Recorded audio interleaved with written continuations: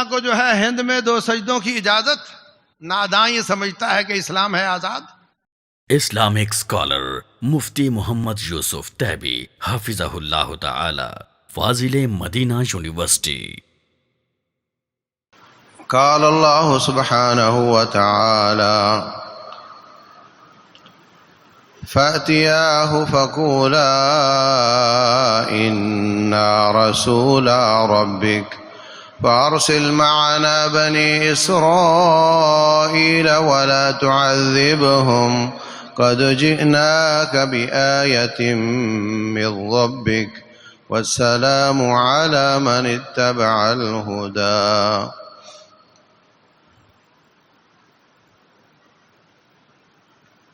اللہ تبارک و تعالی نے انسان کو آزاد پیدا کیا ہے، پھر اس پر پیدا کرنے والے کی غلامی کا توق ہے۔ پیدا کیا ہے اس نے۔ ایک شخص جنگ میں کسی کو پکڑ لیتا ہے تو اس کو غلام بنا لیتا ہے، دوسرا اس سے خرید لیتا ہے تو وہ غلام اس کا ہو جاتا ہے۔ تو یہ خریدنے والا اور یہ پکڑنے والا، ان کا اتنا اختیار ہے کہ وہ اس کو غلام بنا سکتے ہیں، تو پیدا کرنے والا کیوں نہیں بنا سکتا؟ جس نے خود پیدا کیا ہے۔ تو ساری کائنات اللہ کی غلام ہے، اور وہ ان کا آقا ہے۔ اور اس لیے میں کہتا ہوں کہ غلام کا لفظ اللہ کے سوا کسی کے ساتھ استعمال نہ کرو۔ ہم اللہ کے غلام ہیں۔ اللہ تعالیٰ نے ہمیں پیدا کیا، ہم اس کے غلام ہیں،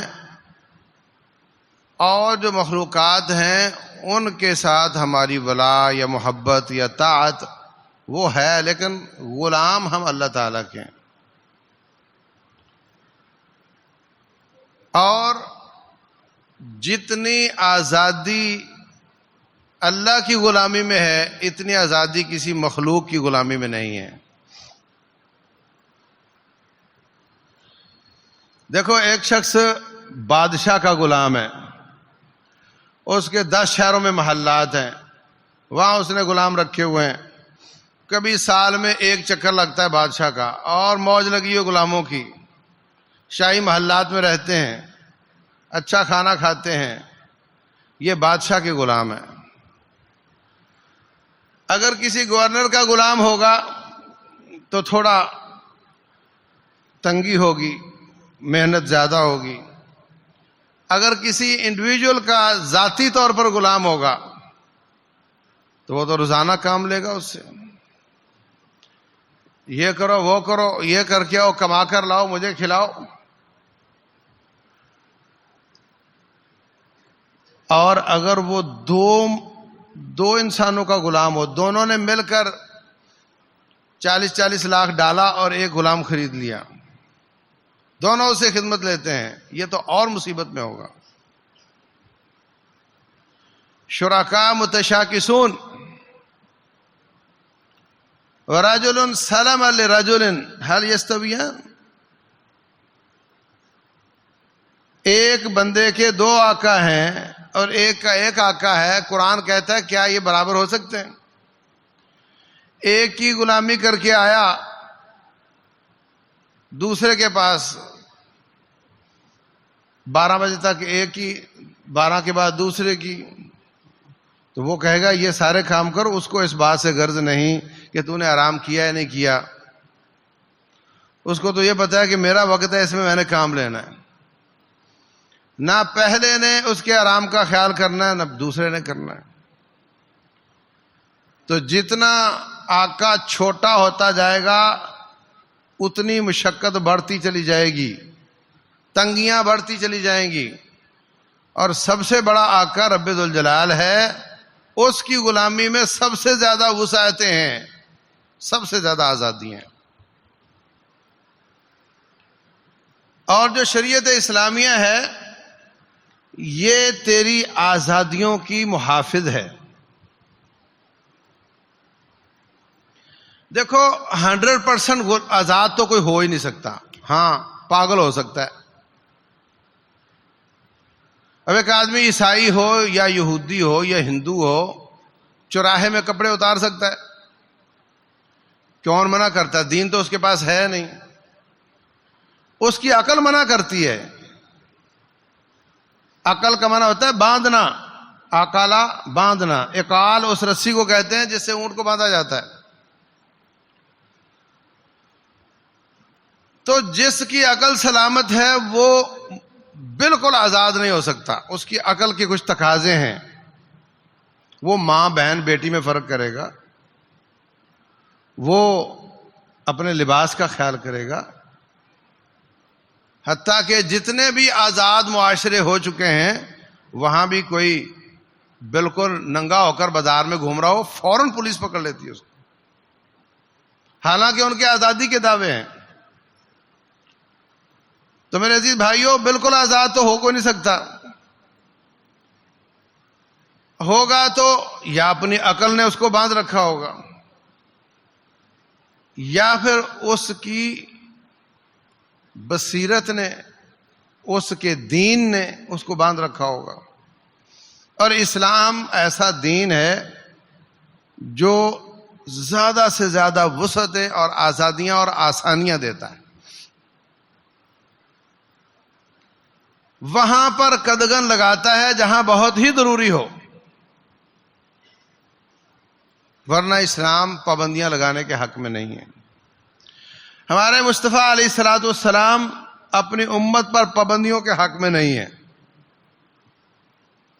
رسول اللہ صلی اللہ علیہ وسلم فرماتے ہیں اشد الناس جرمن، سب سے بڑا شدید جرم کرنے والا بندہ وہ ہے جس کے سوال کرنے کی وجہ سے میری امت پر ایک پابندی کا اضافہ ہو گیا.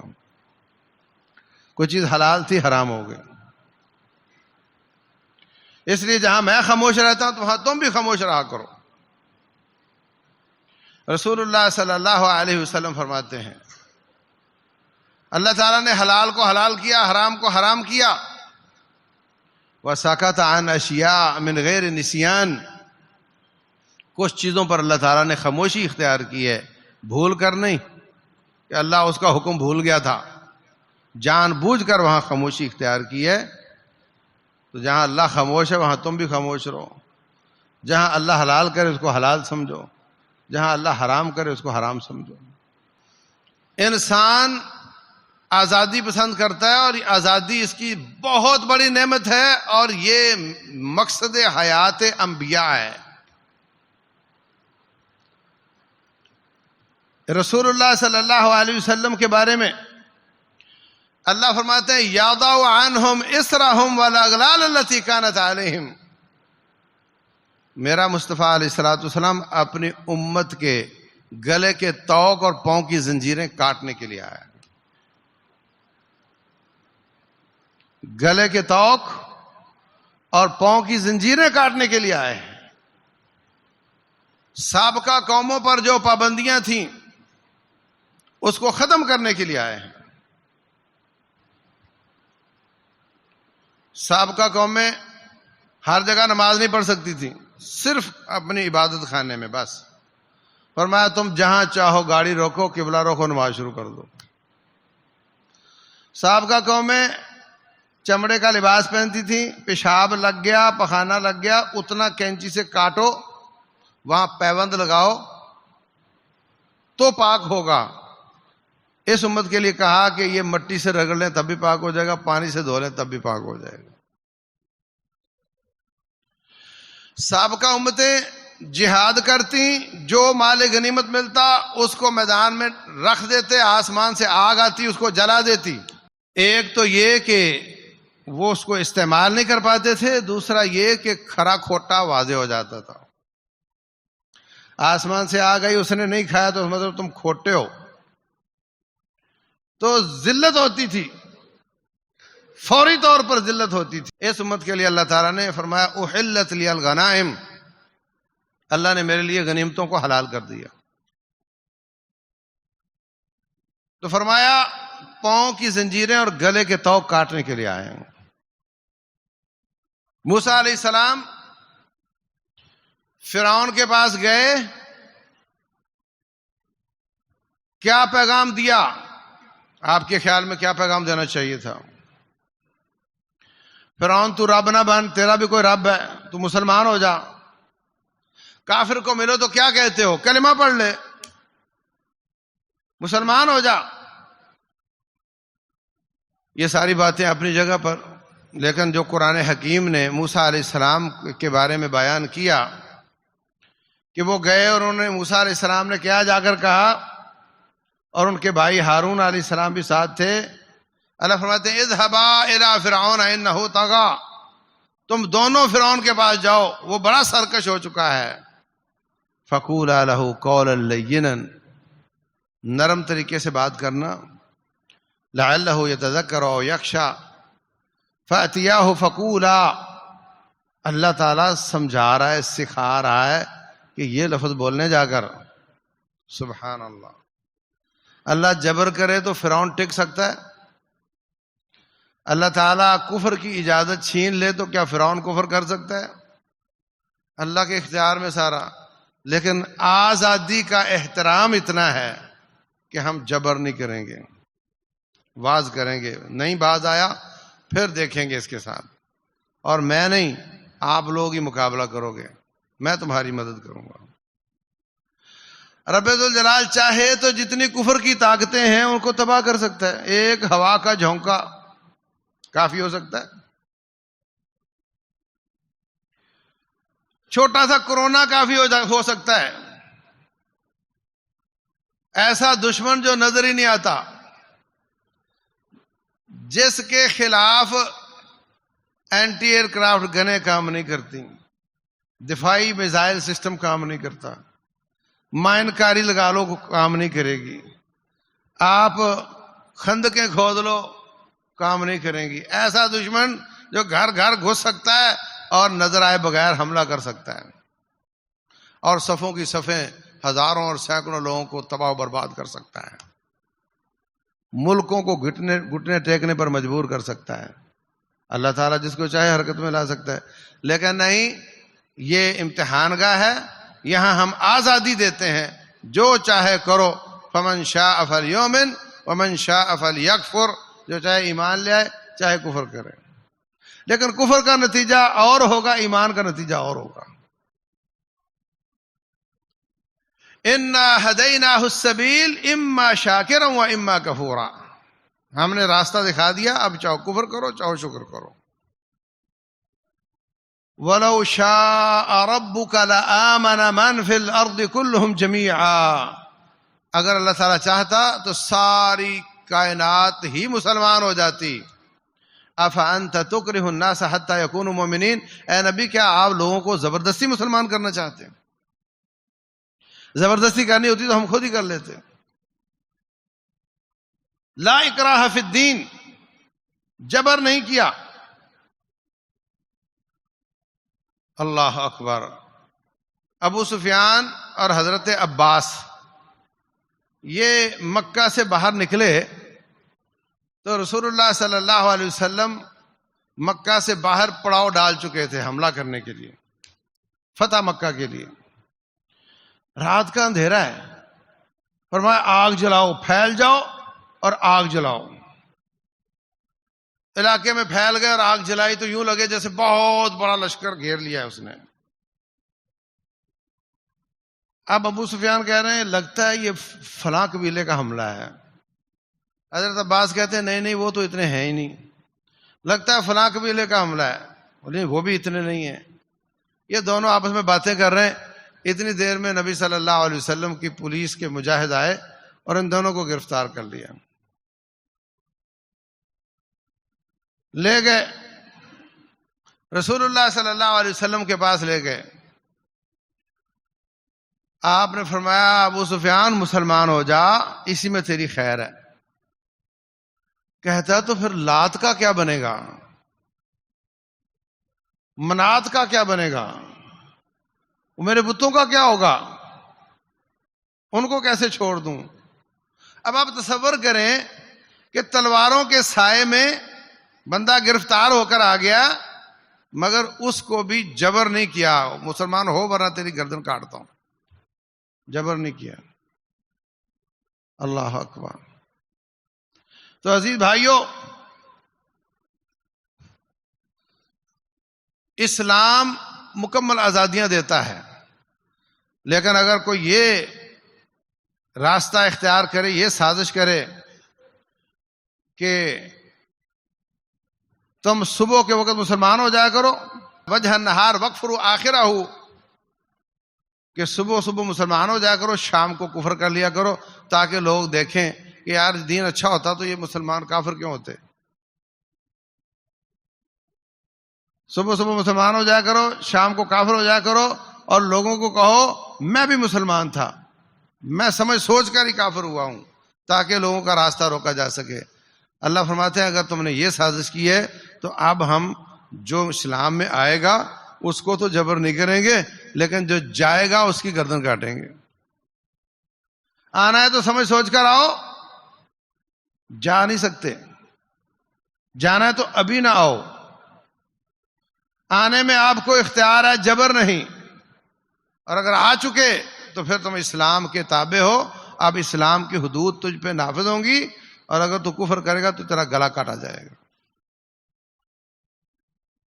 یہ جبر نہیں، کیونکہ آنے میں تجھے اختیار ہے، سمجھ سوچ لو، ہفتہ اور لے لو، مہینہ اور لے لو، اچھی طرح سمجھ لو، لیکن اگر آ گئے تو تم جا نہیں سکو گے، یہ دیکھ لو۔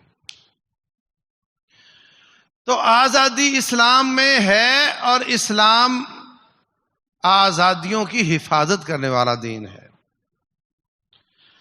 جتنا جہاد کا سلسلہ چلا ہے یہ سارے کا سارا لوگوں کو بندوں کی غلامی سے نکال کر رب کی غلامی میں ڈالنے والا سلسلہ ہے، کیونکہ رب کی غلامی میں آزادیاں ہیں، بندوں کی غلامی میں تنگیاں ہیں۔ اللہ کے بندوں کو بندوں کی غلامی سے نکال کر رب ذوالجلال کی غلامی تک لے جانا، یہ موٹو ہے جہاد فی سبیل اللہ کا، اور یہ آزادیوں کی حفاظت کی جنگ ہے، غلامی کے توق کاٹنے والی جنگ ہے۔ کفر، شرک، بدعات، خرافات اور توہمات، ان کی غلامیوں سے نکال کر اسلام کے وسیع وسعت والے دین میں لانا، اور بندوں کی غلامی سے نکال کر بندوں کے رب کی غلامی میں دینا، یہ مقصد جہاد اسلامی ہے، اور یہ آزادیوں کی حفاظت کی جنگ ہے۔ آج کے اسکالر جب کافر اعتراض کرتا ہے کہ تمہارے نبی صلی اللہ علیہ وسلم نے جہاد کیا اور تم تو جبر کی بات کرتے ہو، ہم آزادی کی بات کرتے ہیں، تو ہمارا اسکالر وہ وہاں پہ اس کے ہاتھ پاؤں پھول جاتے ہیں۔ تمہارے نبی صلی اللہ علیہ وسلم نے جہاد کیا، ان کے دل دماغ سے جہاد کی پلاننگ نکلتی تھی، تو ان ظالموں نے خاکے بنائے، گستاخانہ خاکے بنائے، جن کا مطلب یہ تھا کہ ان کے نبی کے دل دماغ سے جہاد کی پلاننگ ہوتی تھی۔ تو وہاں پر مغرب زدہ اسکالر وہ ہار جاتے ہیں، اسلام کا دعویٰ کرتے ہیں، نبی صلی اللہ علیہ وسلم کا کلمہ پڑھتے ہیں، مگر ان کی سیرت کو ڈیفینڈ نہیں کر سکتے، مگر ان کی سیرت کا دفاع نہیں کر سکتے، اس لیے کہ وہ مغرب زدہ ہیں۔ یاد رکھو، بالکل آزاد کوئی ہو نہیں سکتا، اور جو آزاد رب کا غلام ہوگا وہ سب سے زیادہ آزاد ہوگا۔ یورپ کہتا ہے ہم آزاد ہیں، سرخ بتی پہ گاڑی روکتے ہیں نہیں روکتے؟ ہاں، کیوں روکتے ہو بھائی؟ تم تو آزاد ہو، مارو۔ اگر ٹریفک الٹے ہاتھ پہ چلتی ہے تو سیدھے پہ چلاتا ہے کوئی؟ کہ جب آزاد ہے تو ادھر چلاؤ ادھر چلاؤ. آزادی کا مطلب جو چاہو کرو. ٹریفک الٹے ہاتھ پہ جاتی ہے سیدھے پہ واپس آتی ہے. تم سیدھے پہ جاؤ الٹے پہ واپس آؤ اس لیے کہ تم آزاد ہو. بولے ڈرائیور شراب نہیں پی سکتا, باقی پی سکتے ہیں, ڈرائیور نہیں پی سکتا, اس لیے کہ وہ گاڑی مارے گا تو دوسرے کو نقصان ہوگا. تو آ گئے نا اسی نتیجے پر. اسلام کی پابندیاں ساری کی ساری اس معنی میں ہے کہ وہ انسان کے لیے نقصان دہ کام تھے, اللہ تعالیٰ نے ان کو پابند کر دیا. کچھ نقصانات کسی کے ذاتی ہوتے ہیں اور کچھ نقصانات اجتماعی ہوتے ہیں. ایک شخص نے دوسرے کی چوری کر لی, اس کا ذاتی نقصان ہوا, اس کا ہاتھ کٹ گیا. دوسرے نے دوسرے کی عورت سے بدکاری کر لی, بظاہر دونوں راضی تھے تو کسی کا نقصان نہیں ہوا, لیکن اوور آل معاشرہ حرام زادوں کا ہو گیا, پورے معاشرے کا نقصان ہوا. اسلام انڈیویجول سطح پر بھی اور معاشرتی سطح پر بھی, دونوں سطح پر دوسروں کے حقوق اور ان کی آزادیوں کی حفاظت کرتا ہے. میرا حق ہے کہ میری اولاد میری ہو, کسی کی ملاوٹ نہ ہو. جو میرے اس حق پہ ڈاکہ ڈالے گا اس کو پتھر مار مار کے رجم کیا جائے گا. اسلام تیرے اس حق کی حفاظت کرتا ہے. بدکاری کی سزا سے تیری نسل کو محفوظ کیا, چوری کی سزا سے تیرے مال کو محفوظ کیا, تہمت کی سزا سے تیری عزت کو محفوظ کیا, مرتد کی سزا سے تیرا دین محفوظ کیا, ہرابہ نقد امن اس کی سزا سے تیرے امن و امان کو محفوظ کیا. اللہ تعالیٰ کی جتنی بھی حدود ہیں وہ تیرے حقوق کو محفوظ کرنے کے لیے ہیں, کیونکہ جب کوئی کسی کی آزادی دوسرے کا حق سلب کرتی ہے وہاں اسلام آڑے آتا ہے کہ تمہیں آزاد ہونے کی اجازت ہے مگر دوسروں کی آزادی کو کم کرنے کی اجازت نہیں ہے. شراب کی سزا دی, ہیروئن کی سزا دی تیری عقل محفوظ کرنے کے لیے تاکہ تو جانور نہ بن جائے. تیری جان محفوظ کیا قتل کی سزا دے کر, تیرے بھیجے اور دل کی کو محفوظ کیا شراب کی سزا دے کر. اس لیے کہ اسلام تیری صحت کی بھی حفاظت چاہتا ہے, تیرے جسم کی بھی حفاظت چاہتا ہے, تیری روحانیت کی بھی حفاظت چاہتا ہے. جتنے قاعدے قانون ہیں میں دعویٰ کرتا ہوں کوئی قانون بھی بھیجا نہیں ہے اور سارے کے سارے انسانیت کے حق میں. ایک آدمی ہیروئن کھاتا ہے, بولے میں آزاد ہوں, تو کیا ہوگا؟ عمر کم ہو جائے گی نا, بیمار ہو جائے گا نا, تو کہاں گئی آزادی؟ وہ کسی کام کا نہیں رہا تو کہاں گئی آزادی؟ 10 لوگوں کو لت ڈال دی اس نے, ان کی بھی آزادیاں سلب کر لی. اسلام سود کو بدکاری سے بدتر کہتا ہے. رب ذوالجلال اس کو اپنے ساتھ جنگ قرار دیتا ہے. سود میں ہے کیا؟ غریبوں کا استحصال ہے. ان کو غریب بنا کر کے غلام بنانے کا ایک طریقہ ہے. اللہ تعالیٰ ان غریبوں کی آزادی کی حفاظت کرنے کے لیے اس سود کو اپنے ساتھ جنگ قرار دیتا ہے. اللہ کا تو کوئی نقصان نہیں ہے. اور بھائی جتنے سود کے نیچے آ جاتے ہیں غلام ہوتے ہیں کہ نہیں؟ پاکستان سود کے نیچے آیا, اب یہ بجلی مہنگی کرتے ہیں تو کہتے ہیں میں نے نہیں کی, IMF نے کی ہے. کون ہوا تمہارا حکمران؟ ٹیکس دیتے ہو کس کے پاس جاتا ہے؟ معیشت کی غلامیاں ہیں. رب ذوالجلال اگر سود کو حرام قرار دیتا ہے تو تجھے معیشت کے اعتبار سے آزاد دیکھنا چاہتا ہے, تیری آزادی کی حفاظت کرتا ہے. رب کا تو کوئی نقصان نہیں ہے. اگر تم سارے آپس میں لڑ لڑ کے مر جاؤ تو رب کا تو کوئی نقصان نہیں ہے، مگر رب ذوالجلال والاکرام مسلمان کے قتل کو کفر قرار دیتا ہے تیری آزادیوں کی حفاظت کے لیے، تیری جان کی حفاظت کے لیے۔ تمام قاعدے ضابطے صرف اور صرف انسان کے لیے ہیں۔ اور یاد رکھو،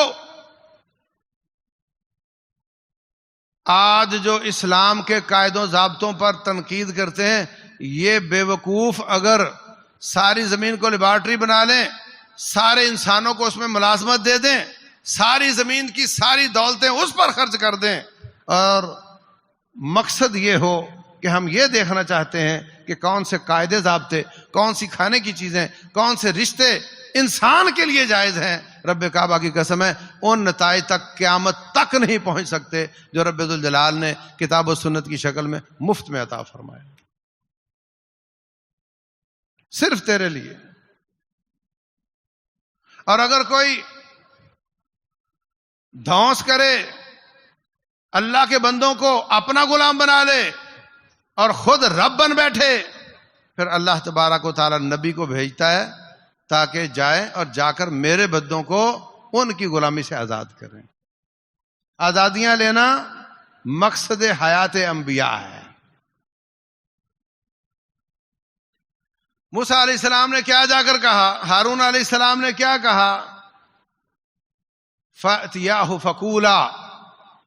اب جاتا ہے انسان تو انٹروڈیوس کرواتا ہے، اپنا کارڈ دیتا ہے، میں فلاں ہوں۔ کون سا کارڈ پھینکا؟ کہا اِنَّا رَسُولَ رَبِّكَ۔ سبحان اللہ، 3 جملے، 3 کلمے ہیں، اِنَّا رَسُولَ رَبِّكَ۔ اپنا تعارف بھی ہو گیا اور اس کا بھی کچا چٹھا کھول دیا۔ وہ کہتا تھا آنا ربکم الاعلی، میں تمہارا رب ہوں۔ کہا نہیں، ہم تیرے رب کے رسول ہیں، تو رب نہیں ہے، تیرا بھی کوئی رب ہے اور ہم اس کے رسول ہیں، ہمارا تعارف یہ ہے۔ کیسے آیا آنا ہوا؟ فَأَرْسِلْ مَعَنَا بَنِي إِسْرَائِيلَ وَلَا تُعَذِّبْهُمْ، بنی اسرائیل کو عذاب دینا چھوڑ دے اور ان کو آزاد کر دے۔ یعنی کہا فرعون مسلمان ہو جا، کلمہ پڑھ لے۔ فرعون تو میرے ساتھ مناظرہ کر، تو رب ہے کہ نہیں ہے؟ کہا بنی اسرائیل کو چھوڑ دے، ان کو عذاب دینا چھوڑ دے۔ اندازہ لگائیں کہ رب ایک نبی کے ساتھ دوسرا نبی اور دونوں کو بھیج رہا ہے، جو جملے سکھا رہا ہے اللہ، وہ کیا جملے ہیں کہ میرے بندوں کو میرے غلام بنا دو، میرے بندوں کی غلامی سے نکال دو۔ اللہ کے نزدیک آزادیاں کتنی اہم ہیں۔ اور اگر آپ دنیا کی کھلی کتاب کو پڑھنا چاہتے ہو تو ہندوستان کے بٹوارے کے وقت جو پاکستان میں اگر 24 کروڑ ہیں تو ہندوستان میں 40 کروڑ مسلمان ہیں، وہ نہیں آئے۔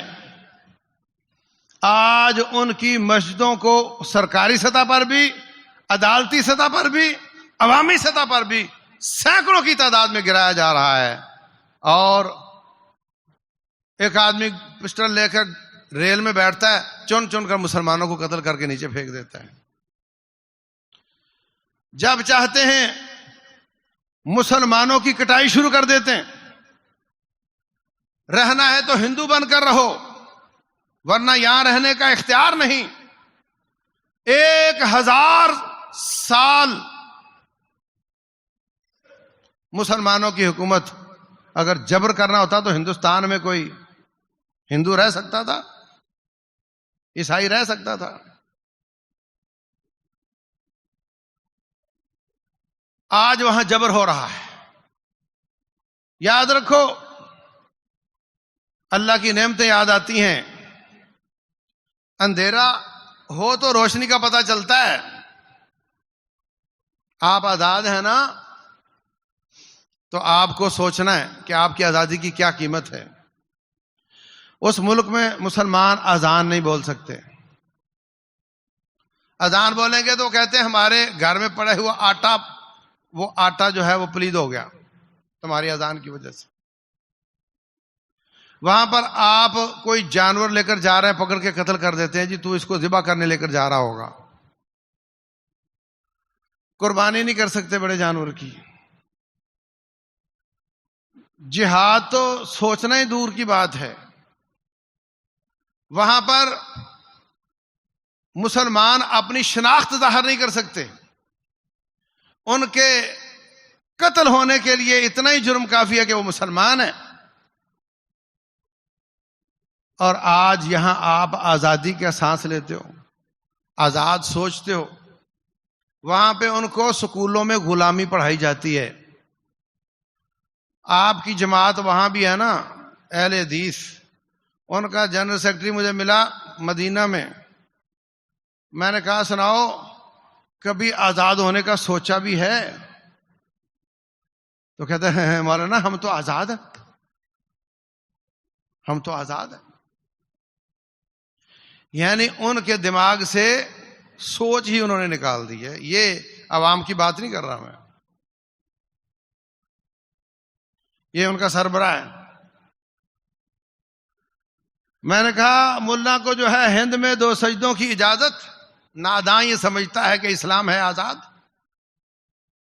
کیسی آزادی ہے آپ کی؟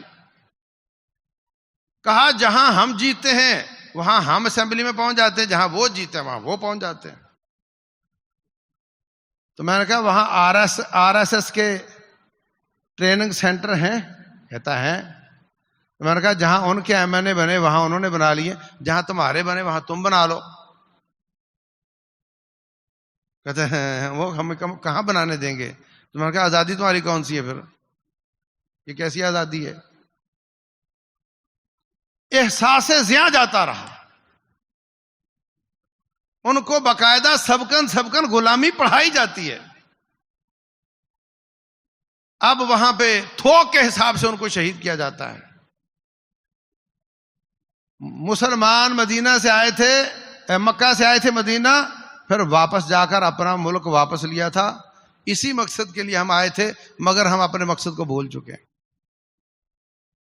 کبھی ایک عورت کی آواز پر محمد بن قاسم دریاؤں، صحراؤں، سمندروں کا سینہ چیرتا ہوا پہنچ جاتا تھا. کبھی ایک معتصم باللہ، ایک عورت کی آواز پر میلوں لمبے چوڑے لشکر لے کر پہنچ جایا کرتا تھا. اور آج اس وقت جو ایک عورت کی چیخ ہوتی تھی وہ ہو سکتا ہے اتھینٹک بھی نہ ہو. نہ کوئی واٹس ایپ تھا، نہ کوئی فیس بک تھی، نہ کوئی تار تھا، نہ کوئی ٹی سی ایس تھا. کسی نے بتایا کہ وہاں ایک عورت نے چیخ ماری ہے. ہو سکتا ہے راوی غلط بولتا ہو. آج تواتر کے ساتھ ان کی چیخیں ہم تک پہنچ رہی ہیں، اور نہ حکمران ہے اور نہ کوئی اور ہے، کسی کے کان پہ جو نہیں رینگتی. بلکہ انہوں نے اس کو اپنے اسٹریٹجی سے ہی نکال دیا ہے کہ کبھی ہم نے ادھر بھی منہ کرنا ہے. خانہ خیال سے ہی نکال دیا کہ کبھی ہم نے ادھر منہ کرنا ہے. مستقبل کے پلان سے بھی نکال دیا کہ ابھی کبھی ہم نے ادھر منہ کرنا ہے. یہ ہے حالت آج کے مسلمان کی. تو میرے عزیز بھائیوں، پھر ایسے حالات میں اللہ تبارک و تعالی نعمتیں چھین لیا کرتا ہے. جب نعمت کی قدر نہ کی جائے نعمتیں چھن جایا کرتی ہیں. اس نعمت کی قدر تو یہ ہے کہ محمد علی جناح سے لے کر ساری قیادت نے برملا کہا تھا کہ ہم ایسا ٹکڑا لینا چاہتے ہیں جس میں ہم اسلام کو پریکٹس کر سکیں، ہم اسلام کی طرف واپس آئیں، ہم اپنے آپ پر اسلام نافذ کریں، ہم خود حرام خوری سے بچیں، ہم خود اپنے بچوں کی ٹھیک تربیت کریں، ہم اس آزادی پر اللہ تعالیٰ کا شکر ادا کریں، ہم رب ذوالجلال والاکرام کی غلامی میں آ جائیں. یاد رکھو دیکھنے میں تو دھندلکے ہیں، گھٹائیں ہیں، طوفان ہیں، راستہ نظر نہیں آتا، لیکن رب ذوالجلال ہے نا.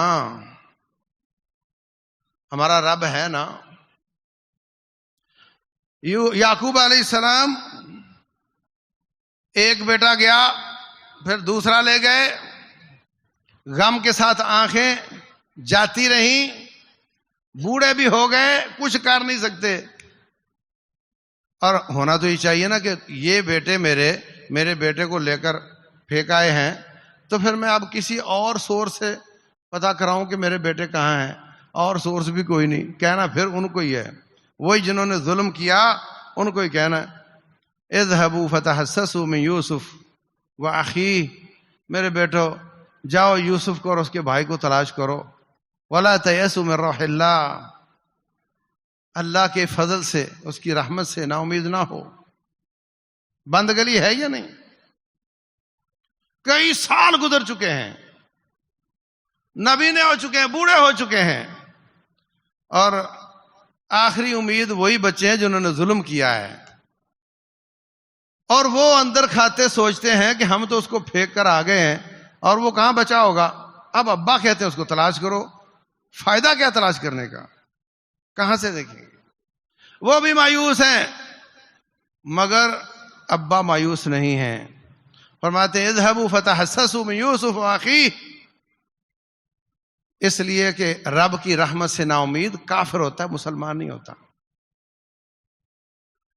ان آزادیوں کو استعمال کرتے ہوئے رب کے غلام بن جاؤ. راتوں کے اندھیروں میں رب سے دعائیں کرو، رب ذوالجلال ہمیں ضرور ایسا حکمران دے گا جو ان تمام مسائل پر اللہ تعالیٰ اس کو قابو پانے کی. تو اللہ تعالیٰ آج بھی پوری قوتوں کے ساتھ رب ہے. تؤتی الملک من تشاء وتنزع الملک ممن تشاء کا مصداق آج بھی میرا رب ہی ہے. وہی ہے جو چلتے سمندروں کو تھام دیتا ہے، وہی ہے جو آگ کو جلنے کی اجازت دے مگر جلانے کی اجازت روک لیتا ہے. آج بھی پوری قوتوں والا وہی ہے. ایک لمحے کی بات ہے، ایسا ماحول بنا سکتا ہے کہ وہی ترانے، وہی شادیانے دوبارہ بجنے شروع ہو جائیں، وہی پہلے دن واپس آ جائیں، مسلمان قوت کے ساتھ جہاد کے ساتھ کھڑے ہو جائیں. اس کے ہاتھ میں سب کچھ ہے. کیا یورپ چاہتا تھا یوکرائن میں جنگ ہو؟ ان کے نہ چاہنے پر ہو گئی نا. اللہ تبارک و تعالیٰ کے پاس بڑے طریقے ہیں. ان آزادیوں کو رب کی طاعت کے ساتھ مناؤ. اور وہ لوگ جو کہتے ہیں کہ جی یہ آزادی کیا ہے، ہم تو کالا جھنڈا لہرائیں گے، وہ کافروں کے داؤ پیچ میں آ گئے ہیں. یہ کوئی شرعی فریضہ نہیں ہے کہ ہم اس دن کو منائیں، لیکن بعض ایسے قومی اور معاشرتی کام ہوتے ہیں اگر شریعت کے خلاف نہ ہوں تو ان کا فائدہ ہو تو ان کو کرنا چاہیے. آج بڑے بڑے سمجھدار بھی پاکستان کے ساتھ وفاداری کا اظہار کرنے سے کترا رہے ہیں. جب حالات ایسے ہوں تو پھر ہمیں وفاداری کا اظہار کرنا چاہیے. مجھے بتانے والے بتا رہے تھے پرسوں کہ امریکہ میں اگر کوئی بندہ مر جائے تو اس کی تجہیز و تکفین پر 14-15 ہزار ڈالر خرچہ آتا ہے. بتاؤ آپ کا ملک نعمت ہے یا نہیں؟ مجھے ایک بتانے والے نے بتایا کہ اگر آپ نے مکان بینک سے لیا ہے یا آپ کا بل ہے بجلی کا یا گیس کا یا سیوریج کا، جس دن آخری ڈیٹ ہے اگر مکان کا لیا بینک سے، اس دن رات 12 بجے وہ آپ کو لاتے مار کے باہر پھینک دیں گے اور اپنے مکان کو تالا لگا دیں گے. اور اگر بجلی کا بل نہیں ادا ہوا بجلی کاٹ دیں گے. اگر سیوریج کا بل ادا نہیں ہوا سیوریج باہر سے بند کر کے آپ کے گھر کو کچرے سے بھر دیں گے اسی دن جس دن آخری ڈیٹ تھی، رات کے 12 بجے. آپ کو اندازہ نہیں آپ کتنی نعمت میں ہیں. مسلمان ملکوں میں آپ 4 بندے جمع ہو جائیں تو 5واں آ جاتا ہے تسبیح گھماتا گھماتا. کیا کر رہے ہو؟ آپ یہاں لاکھوں کا مجمع کر لیں آپ کو کوئی پوچھتا نہیں ہے. قرآن حکیم کا حکم ہے جہاد فی سبیل اللہ. یہ جملہ پورے دنیا کے اکثر ملکوں مسلمان ملکوں میں بھی آپ ادا نہیں کر سکتے جو آپ یہاں ادا کر سکتے ہو.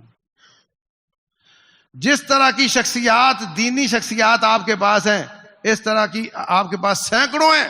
ان کے پاس ایک بھی ہو تو پوری دنیا میں ان کو پناہ دینے والا کوئی نہیں ہے جس کو پاکستان نے پناہ دی ہوئی ہے. یہ اللہ تعالیٰ نے کلمہ لا الہ الا اللہ کی بنیاد پر ملک بنوایا ہے. اس کی ترکیب خاص ہے. انشاءاللہ رب ذوالجلال اس سے کو بڑا کام لے گا. اسی بڑے کام سے روکنے کے لیے پاکستان کو معیشت کے نیچے دبایا جا رہا ہے. اپنی اصلاح کرتے رہو, اپنے آپ کو تیار رکھو. حالات بدلتے رہتے ہیں, دعائیں جاری رکھو, ان آزادیوں سے فائدہ اٹھاؤ. رب کی نعمت سے جب کوئی فائدہ نہیں اٹھاتا تو پھر رب اپنی نعمت کو چھین لیتا ہے. اللہ تبارک و تعالی سمجھنے اور عمل کرنے کی توفیق دے. واللہ اعلم وصلی اللہ وسلم وبارک علی نبینا.